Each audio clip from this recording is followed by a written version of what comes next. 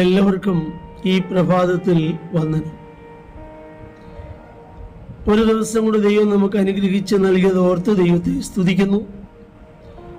മത്തായി എഴുതിയ സുവിശേഷം 13-ാം അധ്യായം 16-17 വാക്യങ്ങൾ. എന്നാൽ നിങ്ങളുടെ കണ്ണ് കാണുന്നത് കൊണ്ടും നിങ്ങളുടെ ചെവി കേൾക്കുന്നത് കൊണ്ടും ഭാഗ്യമുള്ളവ. ഏറിയ പ്രവാചകന്മാരും നീതിമാന്മാരും നിങ്ങൾ കാണുന്നത് കാണുവാൻ ആഗ്രഹിച്ചിട്ടും കണ്ടില്ല, നിങ്ങൾ കേൾക്കുന്നത് കേൾപ്പാൻ ആഗ്രഹിച്ചിട്ടും കേട്ടില്ല എന്ന് ഞാൻ സത്യമായിട്ട് നിങ്ങളോട് പറയുന്നു. നമുക്ക് ലഭിച്ച ഒരു ഭാഗ്യാവസ്ഥയെക്കുറിച്ചാണ് ഇവിടെ കർത്താവ് പറയുന്നത്. നമ്മുടെ കാതുകൾക്ക് കേൾക്കാൻ കഴിഞ്ഞ ഈ സത്യവും നമ്മുടെ കണ്ണുകൾക്ക് കാണുവാൻ കഴിഞ്ഞ ഈ സത്യാവസ്ഥയും നീതിമാന്മാരായ പലരും കാത്തിരുന്നിട്ടും അവരുടെ കണ്ണുകൾക്ക് കാണുവാനോ ചെവി കൊണ്ട് കേൾക്കാനോ കഴിഞ്ഞില്ല. സങ്കീർത്തന ഭാഗം നാം വായിക്കുമ്പോൾ ലംഘനം ക്ഷമിച്ചും പാപം മറച്ചും കിട്ടിയ മനുഷ്യൻ ഭാഗ്യവാൻ എന്നെഴുതിയിരിക്കുന്നു. എന്നാൽ ഇവിടെ കർത്താവ് പറയുന്നു, നമ്മുടെ ചെവി ഭാഗ്യമുള്ളതാണ്, നമ്മുടെ കണ്ണ് ഭാഗ്യമുള്ളതാണ്. കാരണം മറ്റൊന്നുമല്ല, ഈ സത്യവചനം, ഈ സുവിശേഷം, ഈ നിർമ്മല വചനം കേൾക്കാൻ നമുക്ക് ലഭിച്ച ഭാഗ്യം വലുതാണ്. ആകയാൽ നിങ്ങളുടെ ചെവി ഭാഗ്യമുള്ളതാണ്, നിങ്ങളുടെ കണ്ണ് ഭാഗ്യമുള്ളതാണെന്ന് കർത്താവ് എടുത്തു പറയുകയാണ്. അതല്ലേ വെളിപ്പാട് പുസ്തകം നാം പഠിക്കുമ്പോൾ 1-ാം അധ്യായത്തിൽ ഈ വചനം വായിച്ച് കേൾപ്പിക്കുന്നവനും കേൾക്കുന്നവനും ഭാഗ്യവാൻ എന്ന് എഴുതിയിരിക്കുന്നു. അപ്പോൾ ഈ ചെവി കൊണ്ട് നമുക്ക് കേൾക്കാൻ ലഭിച്ചത് വലിയ ഭാഗ്യമാണ്. നമ്മുടെ ചെവികളും ഭാഗ്യമുള്ളവയാണ്. ഈ കണ്ണുകൊണ്ട് കാണാൻ നമുക്ക് ലഭിച്ചത് ഭാഗ്യമാണ്. ആ കണ്ട കണ്ണുകളും ഭാഗ്യമുള്ളതാണ് എന്നാണ് കർത്താവ് പറയുന്നതിന്റെ അർത്ഥം. നമുക്ക് ഈ ലഭിച്ച ഭാഗ്യാവസ്ഥ പലരും മുൻപ് വളരെ ആഗ്രഹിച്ചതാണ്. നമുക്കറിയാം, 3 വിധത്തിലാണ് നമുക്ക് അറിവ് ലഭിക്കുന്നത്. ഒന്ന്, കണ്ടുള്ള അറിവ്, കാഴ്ചയാൽ ലഭിക്കുന്ന അറിവ്. 2, കേൾവിയാൽ നമുക്ക് ലഭിക്കുന്ന അറിവുണ്ട്. ഇത് രണ്ടിനും ഒരുപക്ഷെ വ്യത്യാസം വരാം.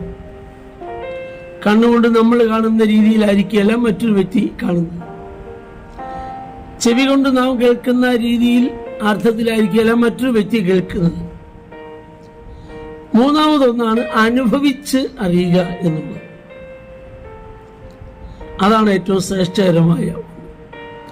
അതുകൊണ്ടാണ് തിരുവചനം പറയുന്നത്, യഹോവ നല്ലവനെന്ന് രുചിച്ചറിവീൻ, അല്ലെങ്കിൽ അനുഭവിച്ചറിവീൻ, അവനെ ശരണം പ്രാപിക്കുന്ന പുരുഷൻ ഭാഗ്യവാൻ.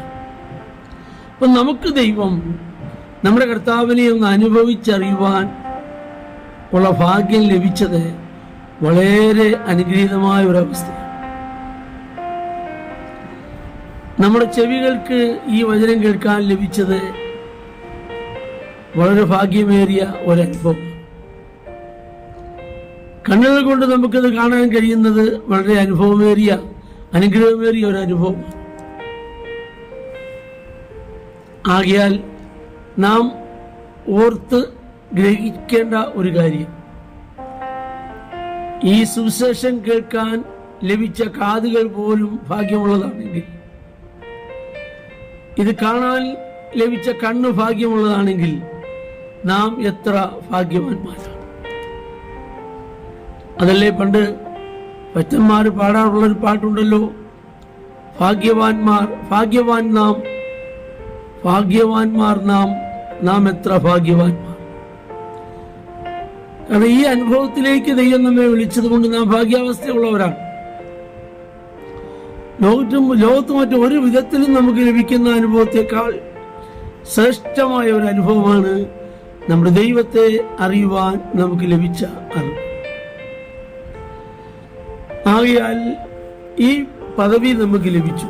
കാൺമീൻ നാം ദൈവമക്കളെന്ന് വിളിക്കപ്പെടുവാൻ പിതാവ് എത്ര വലുതായി നമ്മെ സ്നേഹിച്ചു. ആ സ്നേഹം നമുക്ക് അനുഭവിച്ച് അറിയുവാൻ കഴിയും. ആകയാൽ നമ്മുടെ ജീവിതത്തിൽ ദൈവമായിട്ടുള്ള ബന്ധത്തിൽ ശ്രദ്ധയോടും സൂക്ഷ്മതയോടും മുൻപോട്ട് ജീവിപ്പാൻ കർത്താവ് നമുക്ക് കൃപ തരട്ടെ. ഇത് ഭാഗ്യാവസ്ഥയാണ്. ഇത് കേട്ട ചെവി പോലും ഭാഗ്യമുള്ളതാണ്, കണ്ട കണ്ണ് പോലും ഭാഗ്യമുള്ളതെന്ന് നമ്മുടെ കർത്താവ് പറഞ്ഞിരിക്കുന്നുകൊണ്ട് നാം എത്ര ഭാഗ്യവാന്മാർ. നമുക്ക് പ്രാർത്ഥിക്കാം. ഞങ്ങളുടെ കർത്താവേ, സ്വർഗീയ നല്ല പിതാവേ, ഈ വചനം കേൾക്കുന്ന എല്ലാവരെയും അങ്ങയുടെ നാമത്തിൽ അനുഗ്രഹിക്കുന്നു, യേശുവിൻ നാമത്തിൽ തന്നെ. ആമേൻ. ദൈവം നമ്മെ എല്ലാവരെയും ധാരാളമായി അനുഗ്രഹിക്കും.